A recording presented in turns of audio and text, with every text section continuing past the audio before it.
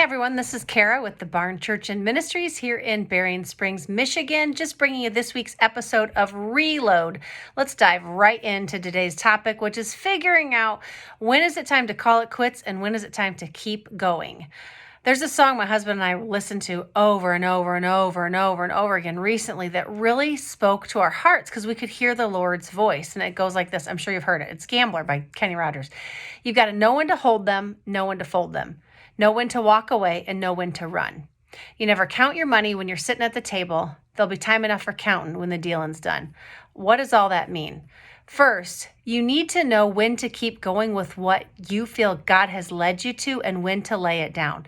Now, here's the thing. He's not going to have you lay down his plans for you unless you are living in sin. Then he'll take you on a different path until you can lay down that sin.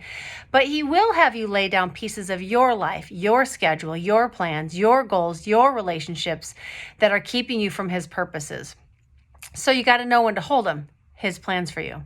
Jeremiah 29:11, says, I know the plans I have for you, declares the Lord, plans to prosper you and not to harm you, plans for hope and a future. You got to lean on that.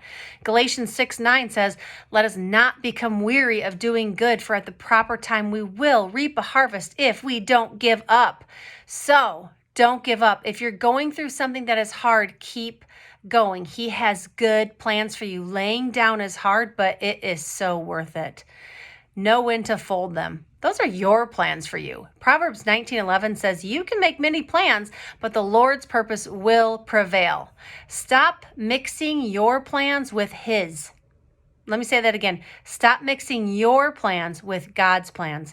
Give up all of yours for his, and he will, in time, give you the desires of your heart. He just will. It's just what he does. He's a perfectly timed father. Perfectly. Know when to walk away, probably from relationships that you can't maintain. 1 Corinthians 15:33 says, do not be deceived. Bad company ruins good morals. We must choose our friends wisely and choose our friends for where we're going. Choose our friends for our future. And we got to also know when to run toward the plans God has for you, away from people who are corrupting our good character. There is a walking season also, and there's a running season, right? So we walk with the Lord, and then sometimes he has a sprint. 1 Corinthians 9:24 says, do you not know that in a race all the runners run, but only one receives the prize? So run that you may obtain it. What he has for you will at times require you to sprint. So keep in shape by continuing to walk with him. What does that mean? That means stay in touch with him. Don't slack on reading the Bible. Don't slack on prayer. Don't slack on forgiveness. Don't slack on getting some time in for worship. Don't slack on your quiet time. If you do, you will not be able to finish the race, period, because you won't be in shape enough to do it. You just won't. The song goes on to say, you never count your money while you're sitting at the table. Yeah. 1 John 2:16 says, for the world offers only a craving for physical pleasure, a craving for everything we see, and pride in our achievements and possessions. These are not from the Father, but are from this world. Don't be a show-off. Don't be more confident than you should be. Remember what God has brought you through and what he has forgiven you from. Right? That's so easy to forget when we start succeeding and we take glory for it.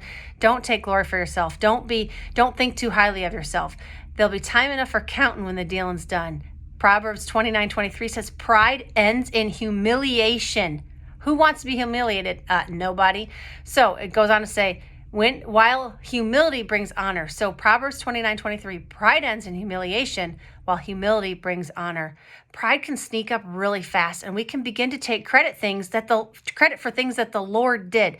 So don't look for kudos. Don't go showing off all of your accomplishments. Don't look for praise. Instead, give it all to Jesus, because that's where it came from. Philippians 1:6 finally says, I am sure of this, that he who began a good work in me will bring it to completion at the day of Jesus Christ. So look, laying down your life and running and chasing after his plans for you isn't easy. Laying down relationships is hard, but all of these things are worth it if you accomplish what he has for you, which is something fantastic and fascinating and amazing.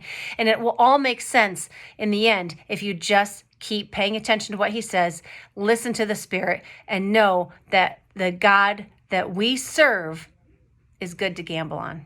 So that's all I have for now. Find us on Facebook, YouTube, TikTok, and Instagram at The Barn Ministries, and we'll see you next week. Or our website, thebarn.church.